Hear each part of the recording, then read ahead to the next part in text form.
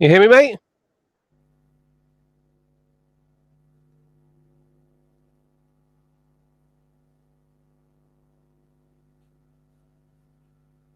Hey, buddy, can you hear me?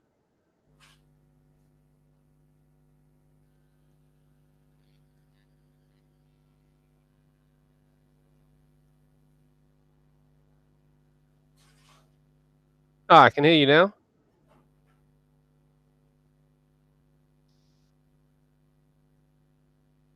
Not really. Are you there?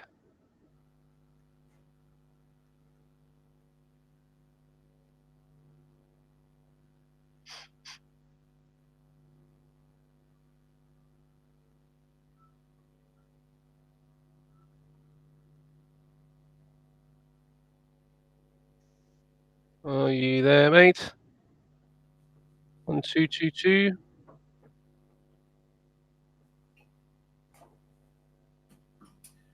I can see Ash.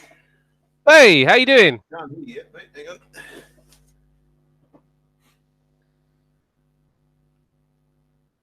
Oh shit! How you doing, buddy? All right. Lost me ears.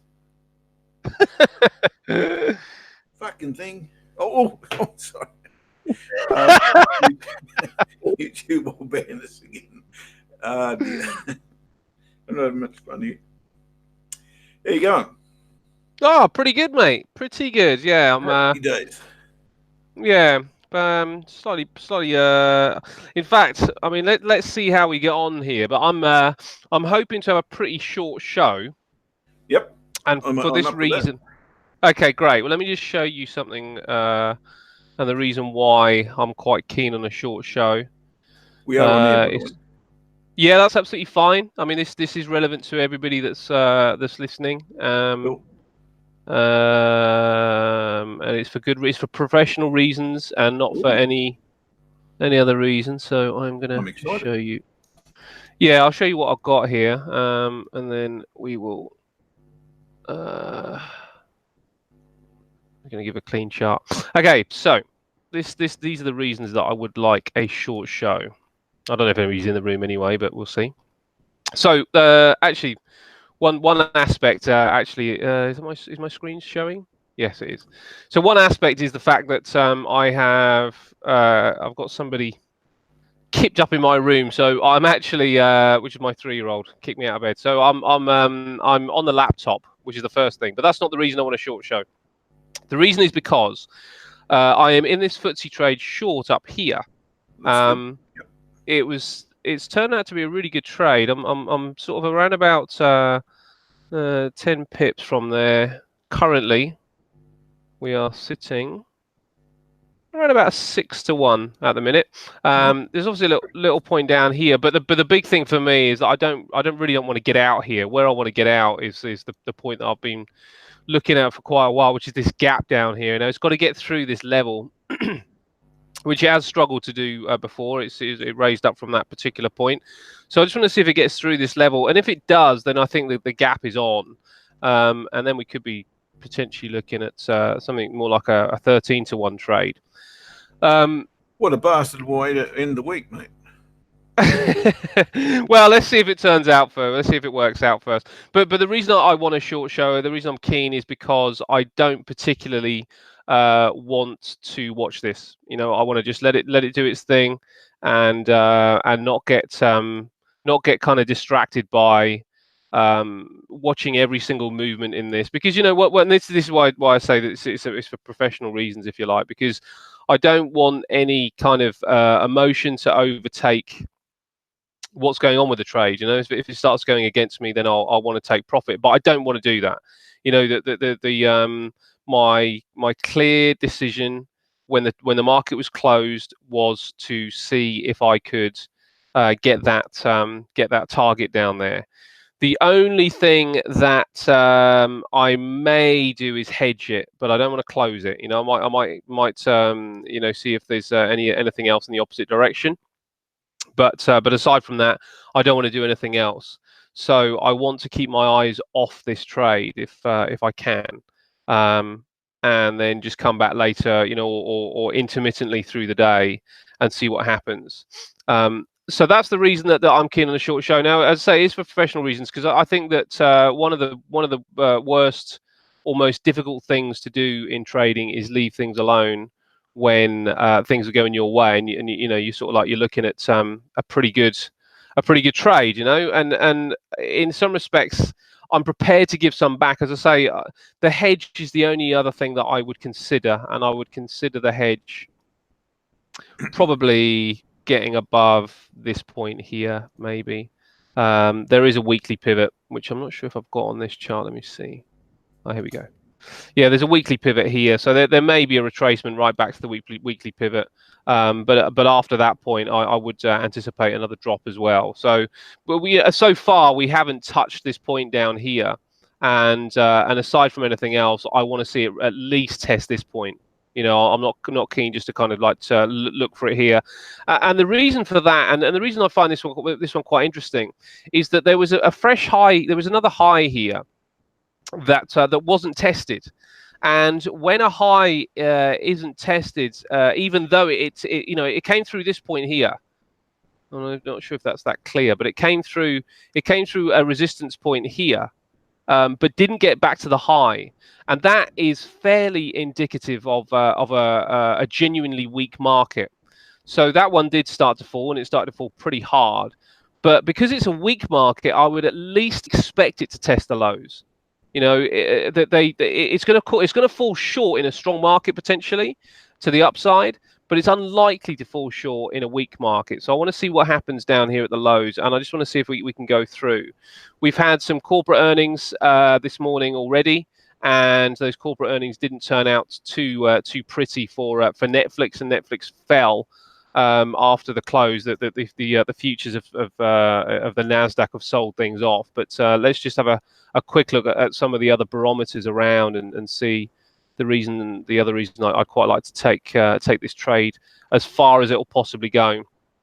This is the S&P also falling down, and when we look at this on a daily chart, the S&P isn't quite again at levels of support. And if the S&P comes down to that level of support and the FTSE hasn't broken through, then I'll likely close the trade on, you know, before it's going to break through, because I don't mind. I don't mind taking it right on the lows. We're about 20 pips away from that particular point, so I don't mind taking it right on the lows of this area here. I don't mind closing it right on the lows of the area here, and that's going to depend on the S&P. I don't mind closing it here, but I'm not going to close it short of that level. You know, I'm either going to close it here, or I'm going to look for the gap.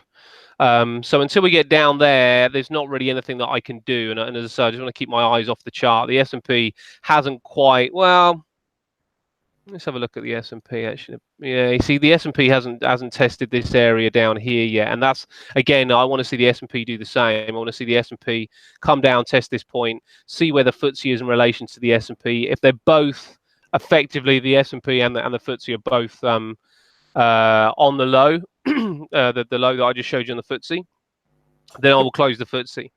If the S&P, if the FTSE has gone through by the time this one's coming down, then I'm going to hold the FTSE until the gap.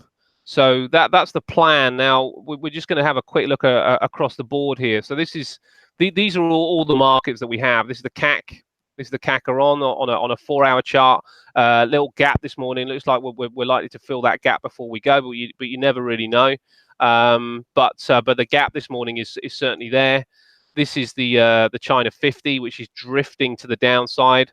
The DAX, another gap to the downside. The Dow Jones has just started to come off a little bit, and I think that there's again still some room to travel with this one. I think there's a lower target that is a potential for the Dow. So the Dow's got a little bit further to travel.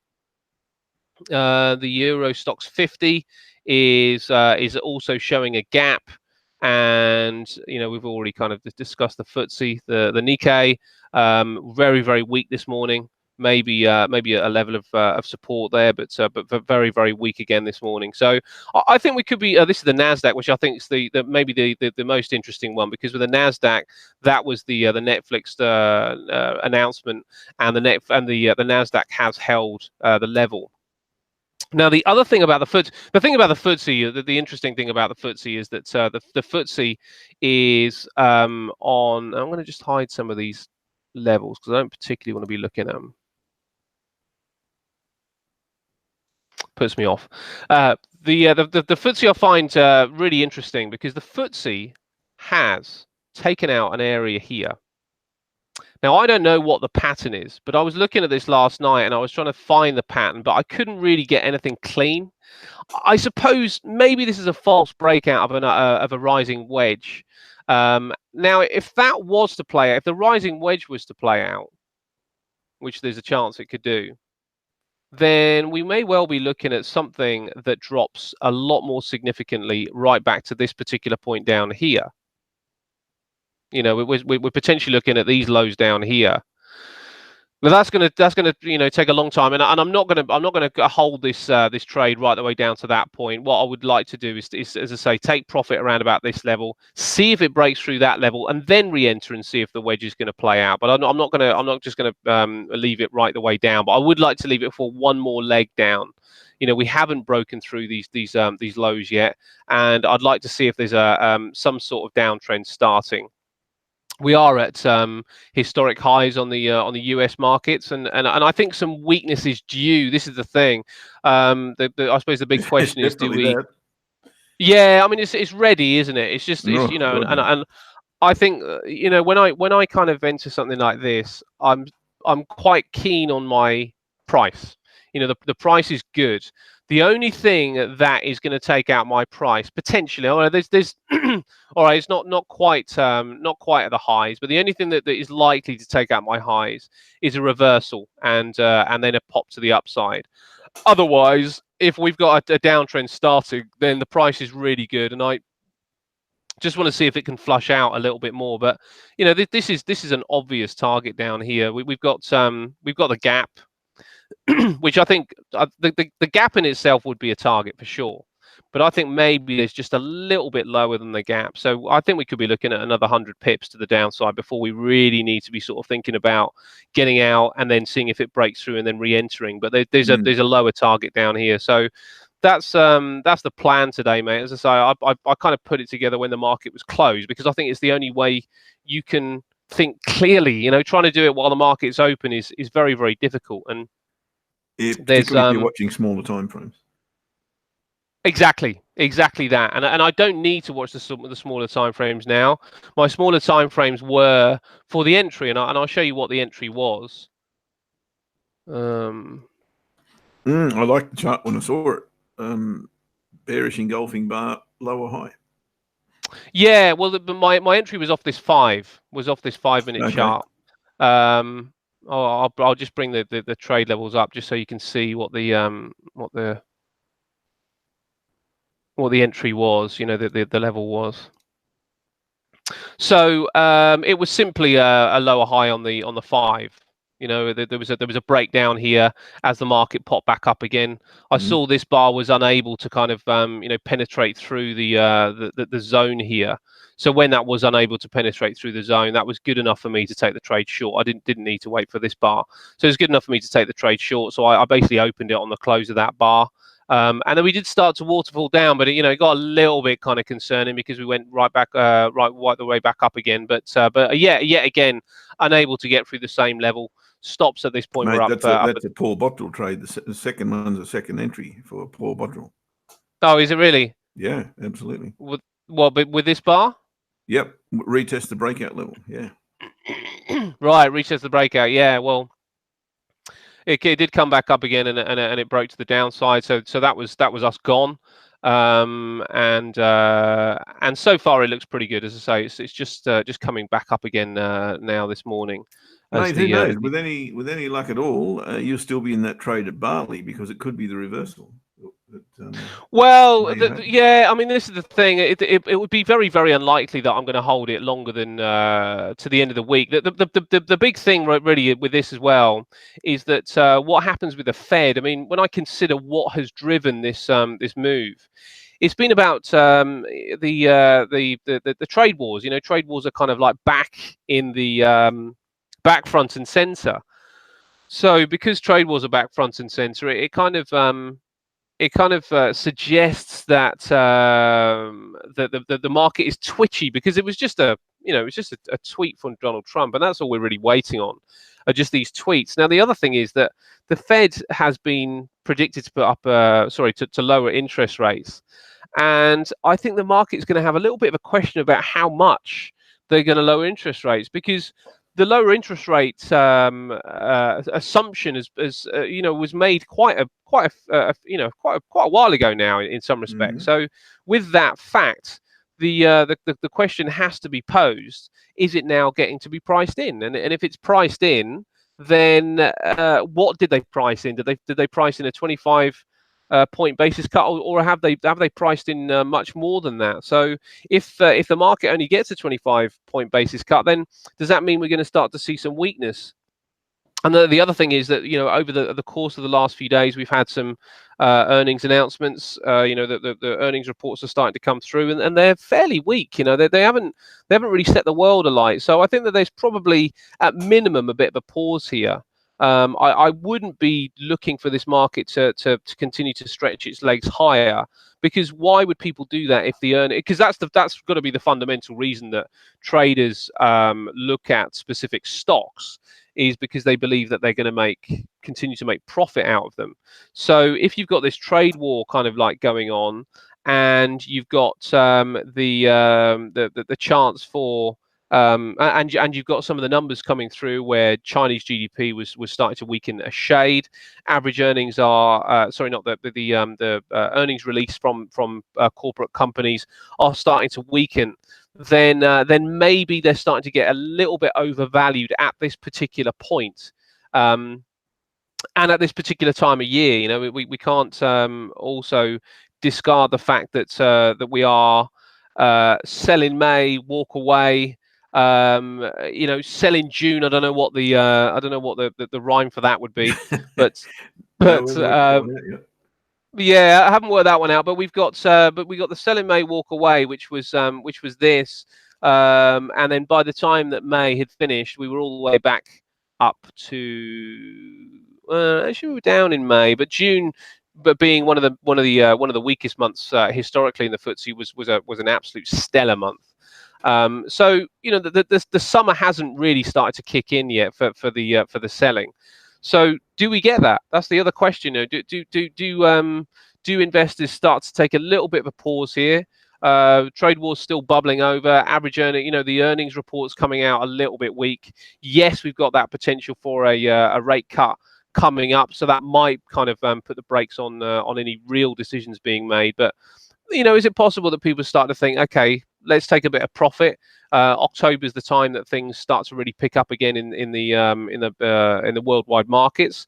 So that's what I'm looking at, man. I'm just looking to see whether I can actually kind of leave things alone and actually see if a trade can actually manage to unfold effectively, if you want it to. Yes.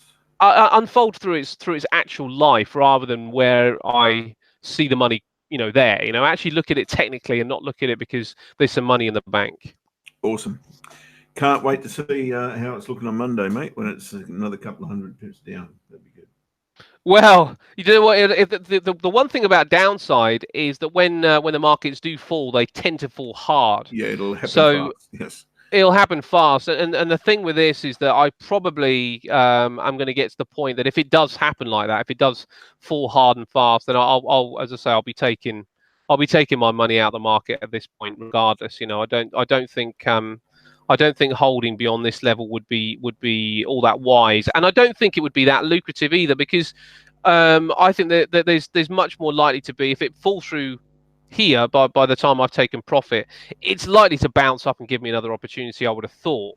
I would say it's probably unlikely just to go bang all the way down in one hit. So even though it's possible, I don't know why it would do that at this particular stage. So that's my current target, just to come back and nestle in this area, and then maybe take stock and see what's going to happen. Do we rise up again from that point? Do we get some sort of signals to the downside? So that's what I'll anticipate, a pause at this level. All right, mate. Happy days. Look, I don't see any point in hanging around too long. I'll just do a little bit of a preview as to what I'm looking at. As we all know, I don't trade the first candle, 30-minute candle of the session. So I'll just have a quick look at the currencies, and then we might even just go and have an early mark, I think. Righto, and we'll let Ash go to the pub because I know that's where he's headed. It's coming up to It's 8 o'clock in the morning. Yeah, that'd be nice. Well, I don't know if it would actually. The early openers down the wharf. Yeah. Oh dear. Yes, there was a time. Where am I starting? Starting on Euro US dollar. Okay, we're still in this trade, and we've come back to entry. Look, the obvious point for this to retrace to is the weekly pivot, and I've accounted for that. I haven't accounted for much more than that, to be fair, and my stop is at a non-lose point, so that's all good. Look, would I like it to go south here? Of course I would, but this area here is of extreme interest to me and always was, and that's how we got into the trade in the first place, off this very tiny little lower high. We could well go back and even match or even beat that and hit this level here and still put in a lower high based on these two or double top here. So I could still get back into this even if we were stopped out. The one thing that would change that is if price simply goes bang through here and heads straight to the monthly pivot, of course, and everything changes at that point. So the situation is unchanged for me. I am still holding this position, and I'm not going to move my stop loss. But actually, I will move my stop loss if we come down to the daily pivot. Pardon me, because that will be an obvious higher low here off this double bottom, off support, off a confluence area, and off a whole number. So that will be the time I will move my stop loss. I'll move it straight to entry. Actually, no, I won't. I'll move it just above the swing. So I'll just cheat a little bit more, put a bit more in the bank. And if it then goes north, it's going to go big time. It's not going to go to here. It's going to go through here. So that will be the basis of my moving my stop loss. If this becomes a swing, I mean, this may not be a swing. It may just go bang straight away. We will see, but nothing to do there on euro dollar. Cable had a little bit of a rally off this double bottom, well, kind of double bottom here yesterday. It smashed through the daily pivot, then came back and put in a double cross on the daily pivot. Now, under some circumstances, I would be willing to actually place an order there long, and there's an obvious target here at the confluence area, weekly pivot and descending trend line. I ain't going to do that, and the reason I'm not going to do that is because I don't really have a definitive reversal pattern here. I'm on the 4-hour chart. It's kind of there as a double bottom, but I don't have a higher low yet. I could get a higher low if we came back, tested the daily pivot, and then put in a rejection bar off there. Then it becomes a little bit more interesting, but only a little bit more interesting because you can see where price is at the moment. That line is going straight through a natural support level. So I wouldn't be looking to do that. Rather, I'll wait and see how that all pans out. I've got another option though, if I am to think about trading pound long, and I know this is just a minefield if you're looking to trade the pound long at any stage against any currency, because it's so despised. You don't have to look too far to find out how despised this currency has been for a prolonged period. However, that said, we are at a support level, and that support is provided by the bottom of my descending channel, but it's also a horizontal level here, as we pointed out yesterday, and that's what we bounced off yesterday. This could smash through here and just continue to go and go and go, and that wouldn't surprise me either. But that said, if I have a good look at this, I've got a week, if you like, potential reversal, but the price has failed to really close below this level and that horizontal level. So there's a confluence here. You could call that a double bottom. I'll call that a double bottom at the same level. We've come back and we're looking at the moment to put in a higher low. Whether we do or not is another story, of course. But if we did, that would put price on an upward momentum course. And I've already got a little scenario here that I don't mind. The one thing I don't really like about it, apart from the fact that we're a super counter trend here and extremely high risk if we were to take this trade, is we don't really have a good separation between this one and that one. I really like to see a nice gap like that. So if we were to come back here, that would be a far better entry to me if I am indeed considering trading this long. Whether I'm in the world of FOMO, do I actually place that order? Maybe. It's a maybe. And it depends on this candle. If this candle were to close down here somewhere, then I would forget it. I wouldn't even consider it. But if this candle were to close as it is now, then potentially it is going to produce that higher low, albeit minimal. It is going to produce that. Well, sorry, it's potentially going to produce that higher low. And if it did, and price just went bang straight up to the weekly pivot, then yes, in the world of FOMO, I miss out. So my mindset here is wait till this candle closes, and if it closes about where it is, then fine, we've got the higher low. If it closes down here, we haven't, and I wouldn't place this order. But if it does, I'll place my order here above this bar, and I'll put my stop loss below this swing. It's a very small swing, but that's where I'd put my stop loss. So it all depends on this candle here. If this candle closes above where it is now, or even above its low, then happy to place that order. That's pound Aussie long. Again, it is super high risk, and you've just got to take that into account when you're assessing your risk here and how much you're going to put into this. The best case scenario here is that it actually breaks, comes back and retests this level. And if that's the case, we've still got our stop in place. We're in the market at small risk or small stake, and then we get a chance to ramp it up. We can actually increase our stake once it has done that, right? So we could have two entries here in the space of maybe 50 pips or something like that. If take the FOMO one at very small stake, then if it comes back and retests here, then you can add to the position. You want to be taking something off the table even at this level, right? So that would be my position on this pound Aussie long. It may not be that I'll get in the market because it could obviously take off to the low side.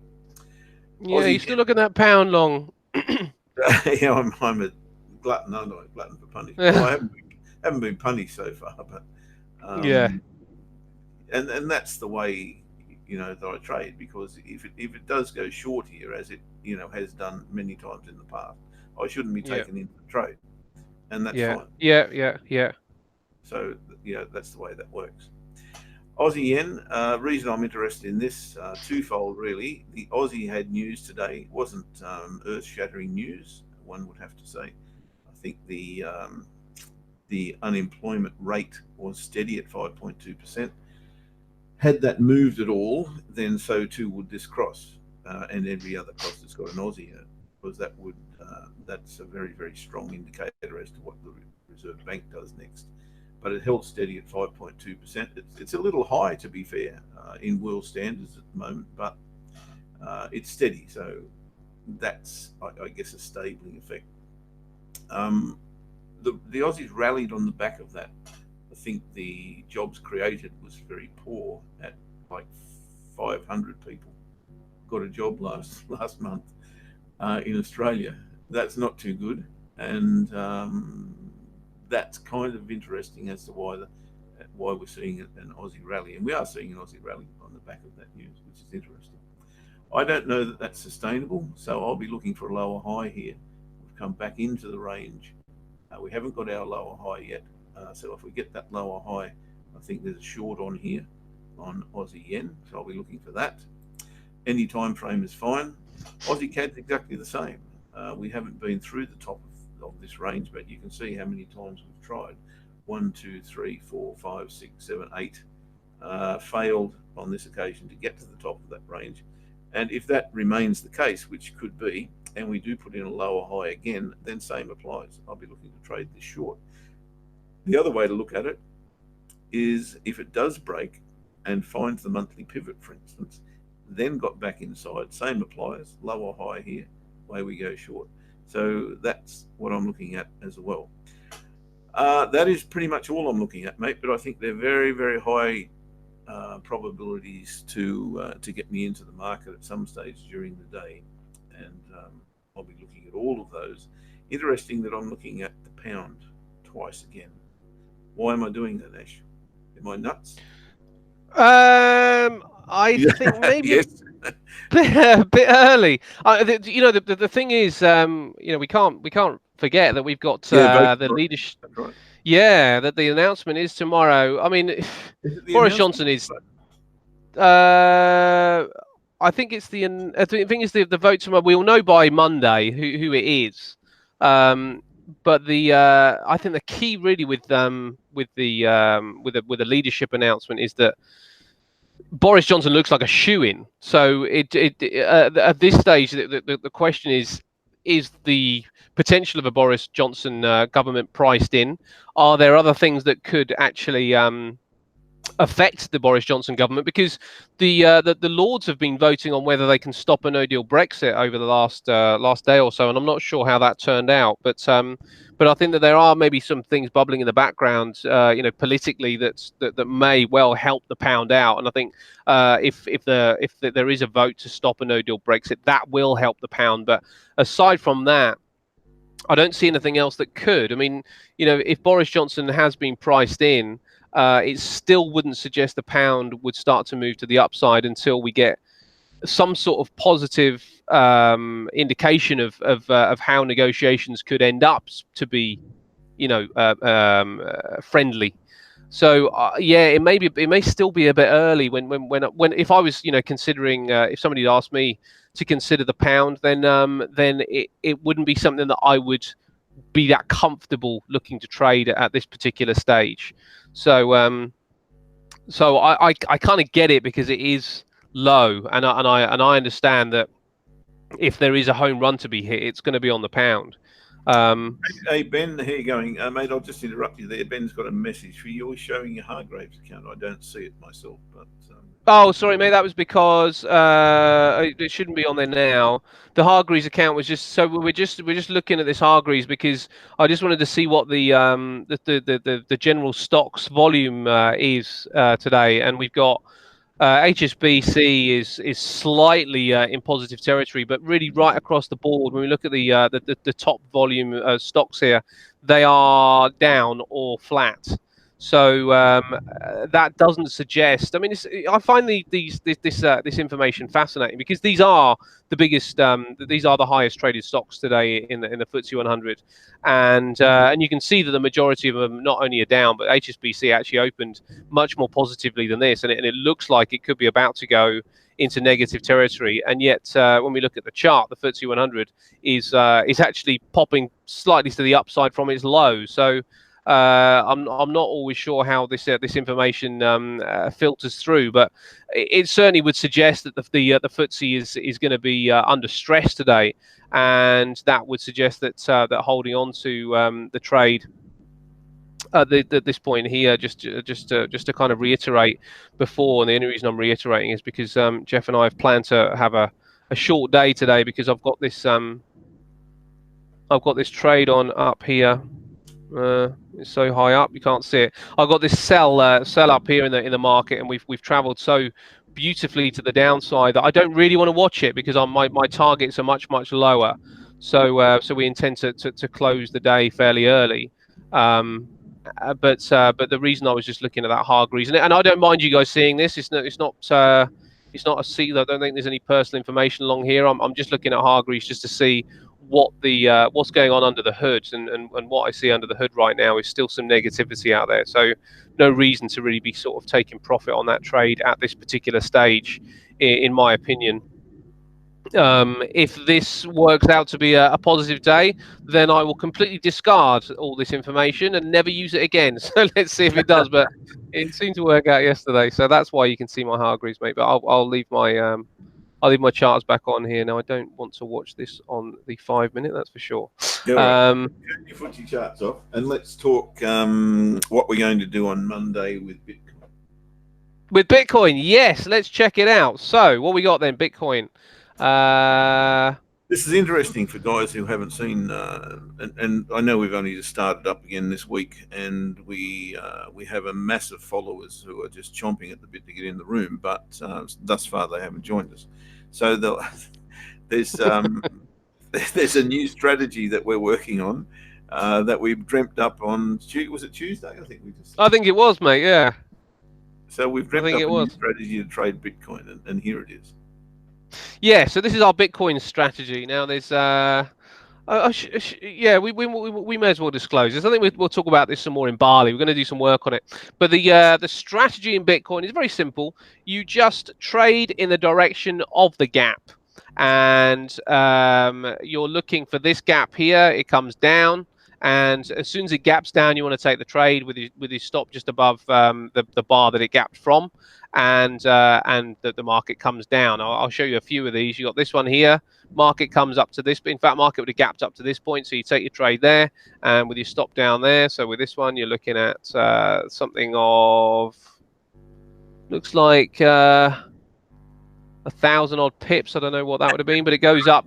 It goes up 3,000 practically. So that's a pretty much a 3-to-1. Another one. 1,230. Yeah, well, I mean, you know, this one's an interesting one because I don't know whether that's about 500, and that one pops up eventually to, well, depends if you'd managed to hold it up there, but that goes up to 5,000. So there's a 10-to-1 there, but effectively it's a gap and go. So that's the trade with Bitcoin. That's what we're talking about. So on Monday, what we're going to need to see is a gap. You know, we're not going to trade this unless there's gaps. You can see that there's daily gaps as well that you can trade. Moves to the upside, gap there.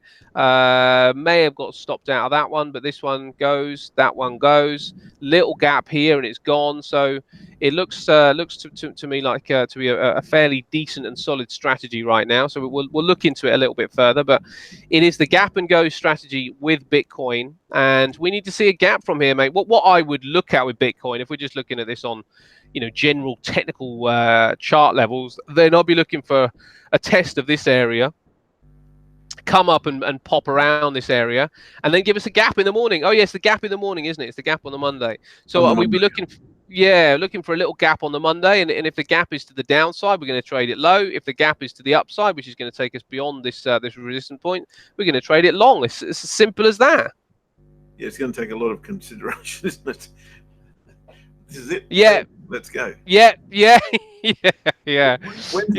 The morning is New Zealand Open, though, is it? I guess. Good question. Let's have a look. Will be.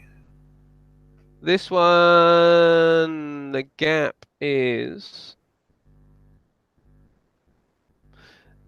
that's 10 o'clock, 10 p.m. on Sunday. Yes, that's New Zealand Open, yeah. Right. New Zealand and China, is that? No, China don't open until around about another 3 or 4 hours after that, I don't think. Okay. All right. So it's it's after Kiwi, and I think Asia opens another 1 or 2 hours after that. So. Right. Okay. Well, let's have a. I might have to place that trade early on. Mm. Looks like, you know, and the same rule applies to Ethereum as well. Obviously, they you know, you'd certainly want Ethereum and Bitcoin to be pretty close bedfellows, because it looks like the charts move fairly symmetrically. Ripple is still struggling down here. Oh, it's right back at the lows. Ripple's quite interesting, really, because if you were going to take a trade to the upside in cryptocurrency land, then I think you could do a lot worse than Ripple. And I tell you what, it's a lot cheaper than Bitcoin to try and trade. You're not looking at 1,000 pip moves in something like this. It's more pence than than tens of thousands of dollars or thousands of dollars every time we get a movement. So, yeah, Ripple will be interesting. The only thing with Ripple is that you don't seem to get the same amount of gaps. So maybe you do. There's a gap there, you could trade to the upside. Gap there, you could trade to the upside. Gap down there, you could trade to the downside. So yeah, maybe there is. Maybe Ripple could be the one, mate. I don't know if you have Ripple on your chart. Gap down there would have got in a little bit of profit. I think that there's a gap up there that went, gap up there that went, gap up there that eventually actually would have gapped to that point. So might have been pipped out of that one depending on where you had your stops. This one's a good one though. Gap here and gone. Obviously it needs a little bit of discussion on the management. There's another gap down there, and that's gone. So Ripple's the same actually, mate, and actually Ripple is the same. Might be gap down there that went, gap down there that turned around and would have taken you stopped you out. And this one I think would have to be worked on, because what we'd want to know is does this cost more than 5 others? If you're only getting little bits of profit out of something like this, does one like this really start to hurt? But it doesn't if you kind of consider that something like this. That's just a crazy move to the upside. Yeah. So I think to be fair. I beg your pardon, mate? I say, to be fair, there's not going to be too many of those, but No, probably not. Well, I don't know. Actually, you never know with cryptocurrencies, do you? I mean, they are well and truly out of favor though right now. I think Mark Zuckerberg and his Libra currencies has sort of hurt the cryptocurrency market somewhat, because now the lawmakers are kind of getting involved in all sorts of things. So it's starting to maybe become a guy who's a customer of mine, Bamboo customer. He works for Zuckerberg. Oh, really? Yeah, as a security dude. Oh, yeah. And he's not very popular at the moment with Zuckerberg because of all these 5G issues and all those sorts of things that are coming into play at the moment. And I think he's telling Zuckerberg that his platform is outrageous, and the security on that for people who are Facebook users is atrocious. Yeah. And I said, what do we do? Can we make ourselves safe? He said, no. He said, don't go on Facebook. Ooh. Do you know, it's crazy, man. I find, because I'm only on Facebook with an Actions to Wealth account, I don't have a personal Facebook, and I find it incredibly strange that everybody uses Facebook to the point that I go to the local park and I ask somebody a question about something, and they say, "Oh, get in touch with me. Have you got Facebook?" And I'm like, "No, I haven't." Everybody has got Facebook, and every dog has its day, and you wonder, when will it be over? Because I mean, I'm not saying that I've come out of Facebook because I see something happening that nobody else does. The reason I came out of Facebook is that I find it incredibly it's difficult to find the words for it actually, but I find it really boring. I find it quite imposing. Seeing sort of having little flashes come up on my phone, and then I open it up and somebody's give me a photograph of their dinner, and sometimes I say that for a joke, but that actually does happen, where people take a photograph of their dinner and post it up on Facebook. And what I don't get with that is what people don't understand when they're posting that is, it may look good, but we can't taste it. So we're getting nothing of the experience that those people are getting. And plus the fact, why are they more concerned with telling people how good their dinner looks rather than enjoying how good it's meant to be, if it's good enough to take a picture of? So, I'm not sure why people aren't enjoying the moment anymore, and why they sort of like they feel the need to kind of share that moment with the world, and distracting them from their own moment. I don't really get it. I totally get it myself. What you're saying. If you have a look at the chart, have you got a Facebook chart? A chart of Facebook? Yeah. No, I don't actually. I have, but I can't show it to you. It's on my private broker. I can't share that screen. Right. Gap and Go looks pretty good on there too. I've got to tell you. And oh, really? Since when? June. Maybe one in the last month. That's gone from $173 to 202. It was about 202. Oh, wow. Yeah, so it's going nuts at the moment. Well, it's going up, is it? Mm.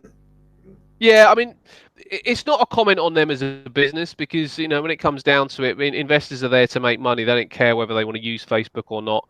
And the fact that every man and his dog has got it there, it does suggest that its popularity isn't waning anytime soon. But as I say, every dog does have its day, and you have to wonder what's going to be the thing that brings down Facebook. Now, I wonder whether it is Pinterest. Effectively, you know, there's all sorts of competitors out there. Whether they can get a stranglehold or not's another story.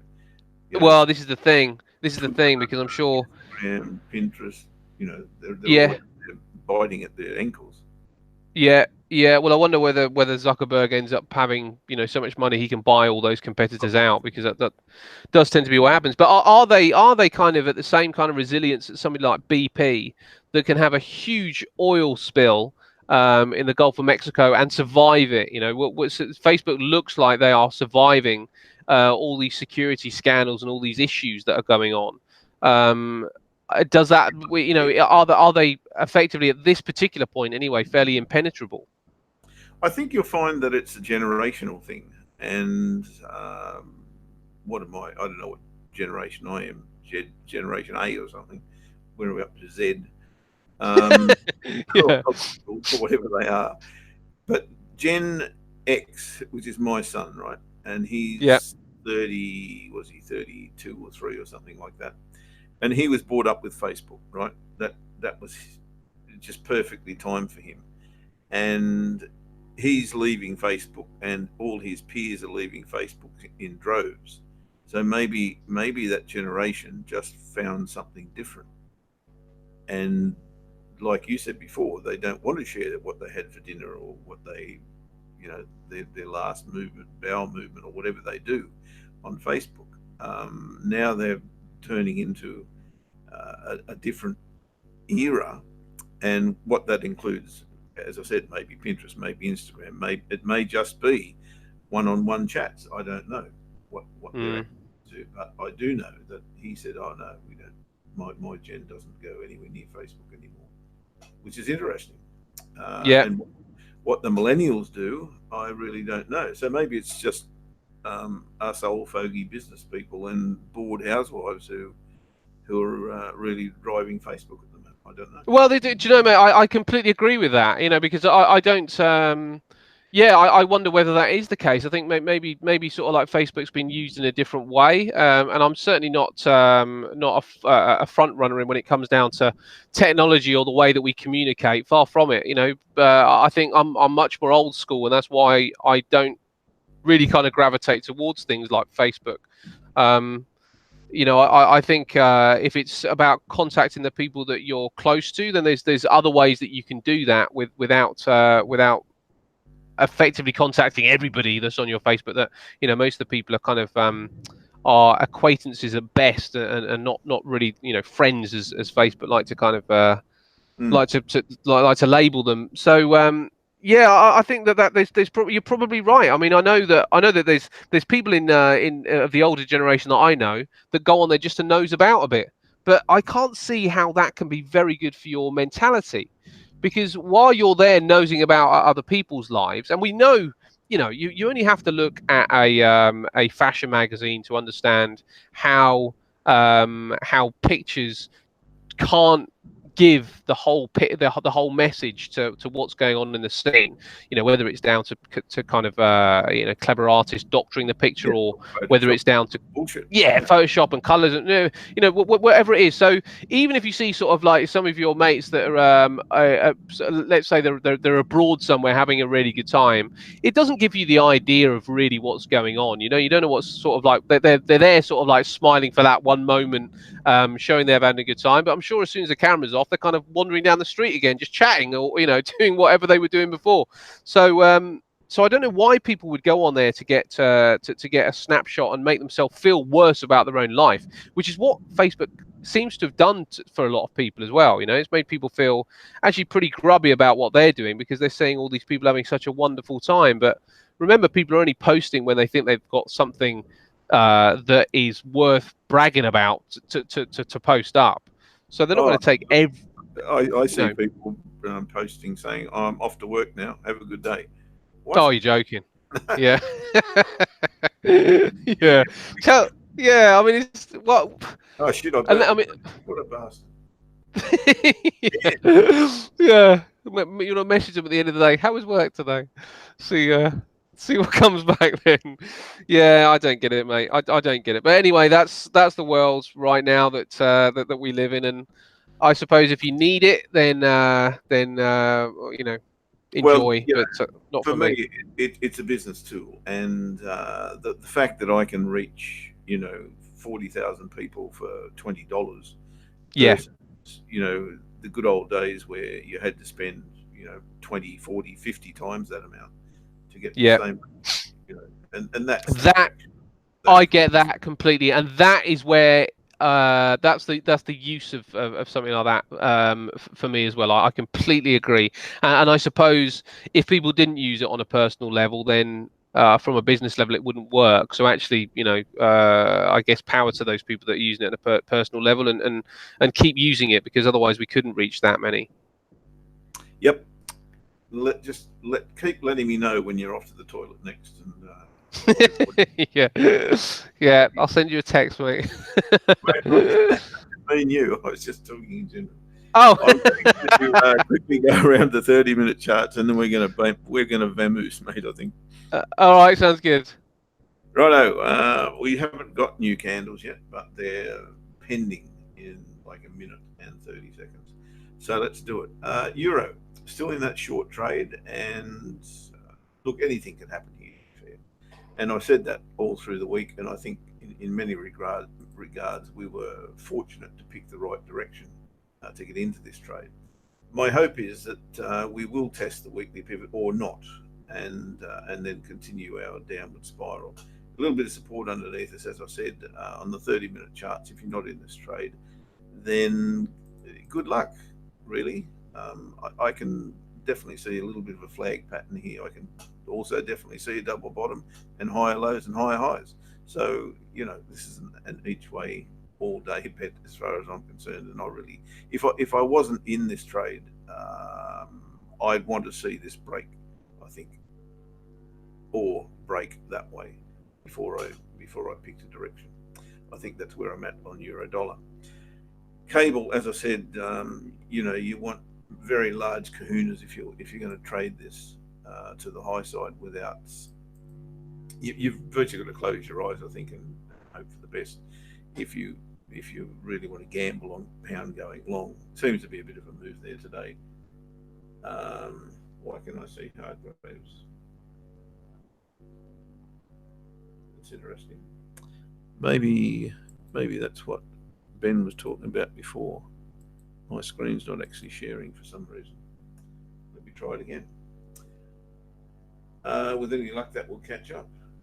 But is mine on? Yeah, all I'm seeing is you. So I don't know. I've selected myself twice, but I do not see my screen. So obviously, I said yesterday, I knew I'd jinx us. I said we were having no technical difficulties. Yeah. And bangos, your mangoes. Oh, there seem to have a screen up there now. Okay, so I was talking about cable and trying to trade it long, and the sizable kahunas that you would need to do that. given the circumstances surrounding the cross. And if you don't know what that is, that's what that is. That's the weekly chart, and it just keeps disappearing and disappearing and disappearing. So you're trying to, catch the falling knife here. If you do, then absolutely congratulations. You could very well get a beautiful run out of this, no question. But I don't have a reason to trade this long yet. We're at a support level, or a form of support level, which is providing resistance at the moment. It's also DR1, and this could fly to the weekly pivot without a doubt. Because as soon as the buyers do get a sniff, they'll just go, I'm sure. But there's no reason here to trade long at the moment. Yes, there's a little double bottom, but no, I don't have a higher low, and I've got an untested daily pivot below me. When the market reverses, that tends to be ignored anyway, but it's still a consideration for me, so I wouldn't be trading this long yet. Pound Aussie is a little bit different. The reason it's a little bit different is that, and what I said before, I'd wait for this candle to close. Gee, I hope it doesn't go without me, Ash, but it looks as though this will be the low, and it's what I'm looking for. I'm looking for a higher low here off the double bottom. So if that is the case, and it's very minimal, there's a higher low, I've got to say, but technically it's there. And I've got a slingshot set up on this trade line. So if this closes as is, I will place an order long here, and I'll put my stop underneath this bar here.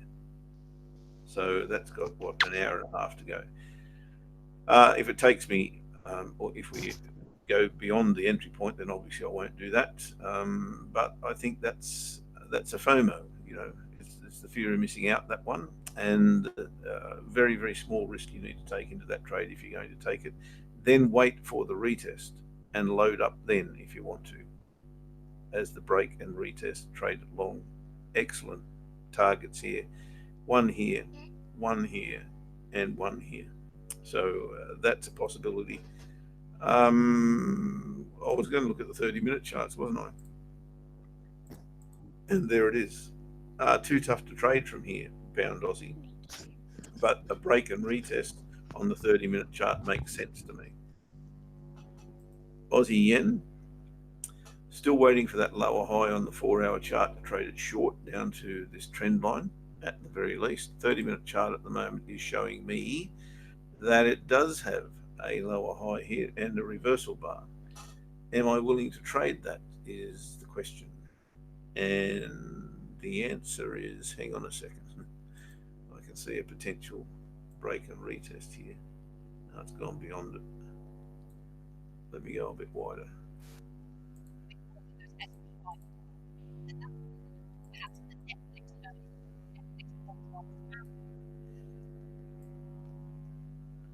Yeah, it's kind of broken back above it. So that's not really an option for me on the 30-minute chart, but I'll look for exactly what I'm seeing on the 30-minute chart later on the 4-hour chart. And if I do see that same bar, that would be cool on the 4-hour chart, then we can look to trade it, but not now on the 30. Don't trust it. Aussie CAD's exactly the same, waiting for that lower high. The 30-minute chart at the moment is showing me potential pullback, but nothing more than that. There's not a decisive bit of action here. In fact, there's a break and retest of that bar. There's no way I'm going long here, I can assure you. Won't be trading into those resistance levels. But what that has provided is the opportunity for this to come back underneath here and retest it. That would then give me that lower high I'm looking for, and it would also give me a false break of this trade line on a 30-minute chart here. So that's the first possibility. The latter and probably second possibility will be exactly the same scenario off the 4-hour chart. So a false break here really does suit me. And that's an interesting inverted head and shoulders there, Jeff. You like it, don't you? Well, no, I wouldn't be trading it here. To be fair, I would have liked to have taken it on that right shoulder, but I like your angle on it. The bigger one? Or... Yeah, the bigger one. Yeah. Okay. Yeah, look, if it breaks, then the neckline's gone. So if it doesn't, then we're back down here. it does suggest. I mean, if the inverted head and shoulders is the size of your box, effectively, then it does suggest it'll probably be it'll probably struggle to get through it at first attempt, doesn't it? It would, and that's what I'm looking for, of course. But yeah, it'd be interesting to see what happens thereafter. I agree. Yeah. And if this goes and breaks the monthly pivot even and comes back, yeah.